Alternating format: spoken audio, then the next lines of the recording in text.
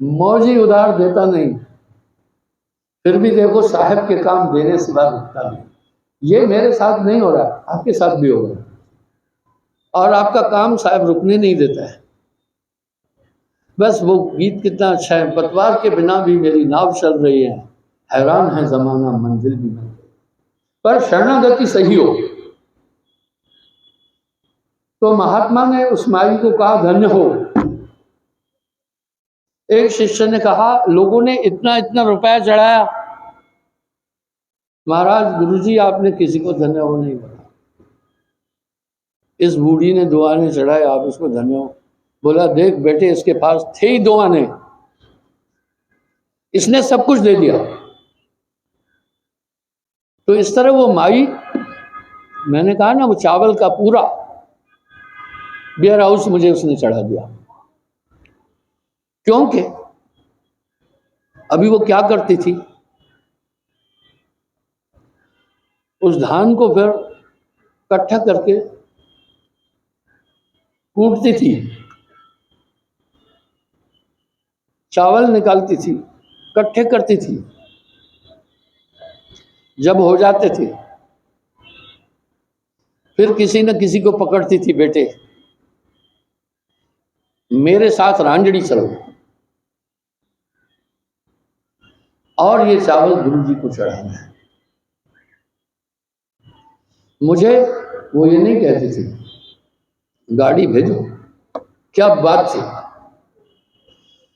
उसके पास तो कुछ नहीं था, जो था सब कुछ समर्पित किया। इस तरह साहब कह रहे हैं गुरु समृत सर खड़े, कमी कहा था ना। अब क्या हुआ, कुछ दिन से माई नहीं आई। माई की ये रूटीन थी पिछले 15 साल से,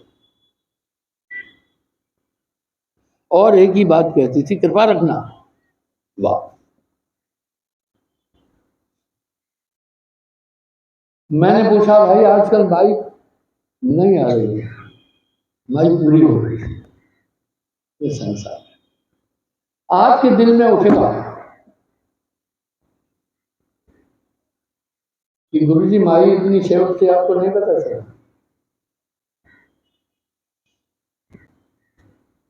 सच्चाई सुनो, जब मेरा सत्संगी बयान करता है सतयुग की तरफ, संभव है मुझे नहीं पता चला। फिर आप कहेंगे कौन ले जाता है, वो भी दिखा देता हूं। कब पता चलता है, जब कोई भटकता है।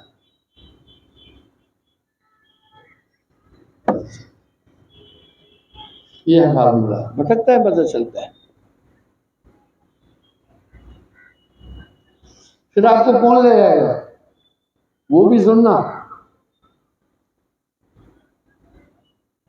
कम से कम अभी मैं 20 लाख लोगों को कवर कर रहा हूँ, 16-17 लाख लोगों का हम नाम ले चुके हैं। मेरे ख्याल से 50-60 मेरी संगत के लोग पर एक शरीर छोड़ रहे होंगे पूरे देश में।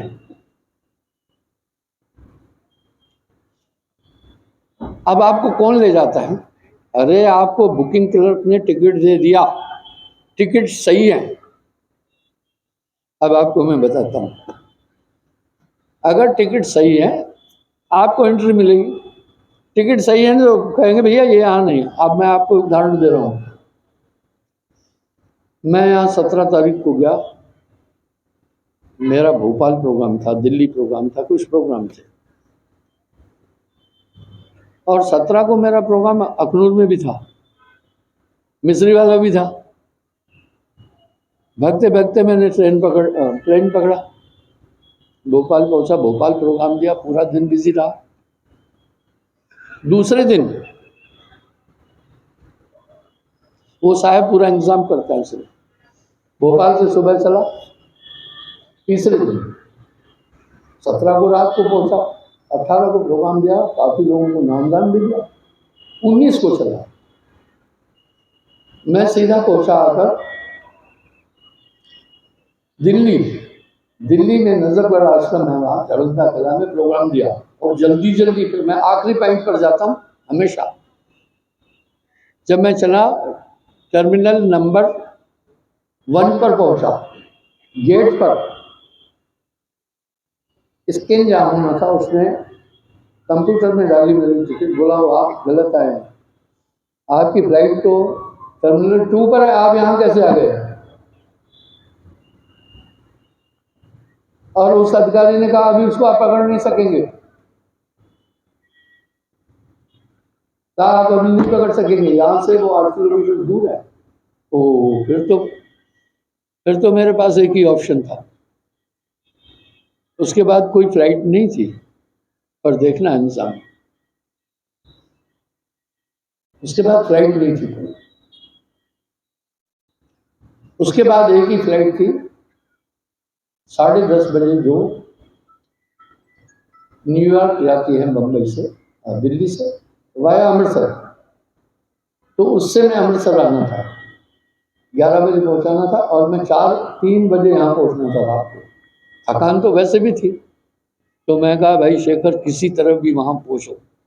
इतने में एयरपोर्ट पर मेरा एक शिष्य था, उसने भगम भगी करके मुझे वहाँ तक पहुँचा दिया। और उन्होंने क्या किया, 2 ऑफिसर थे प्रोटोकॉल के, यहाँ भी मेरी गाड़ी प्रोटोकॉल से इन जाती है, इन किसी की भी गाड़ी नहीं जाती है। परवीन यहाँ बैठा है तो हाथ खड़ा करो, नहीं बैठा है। तो उसने फिर प्रोटोकॉल ऑफिसरों को फोन किया कि गुरुजी लेट हो गए हैं, आप इनके लिए प्लेन डिले करो। दिल्ली में अच्छे अच्छे मंत्री को नहीं पूछा जाता है, क्या कहते हैं ऐसे ही घूमते हैं।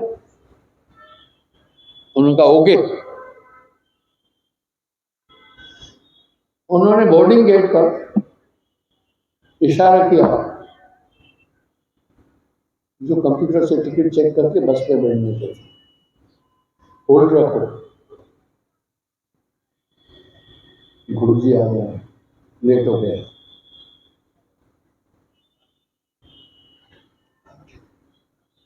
और टाइम शॉर्ट था, 20 मिनट पहले दरवाजा बंद होता है जहाज का, प्रेशर बनाने के लिए।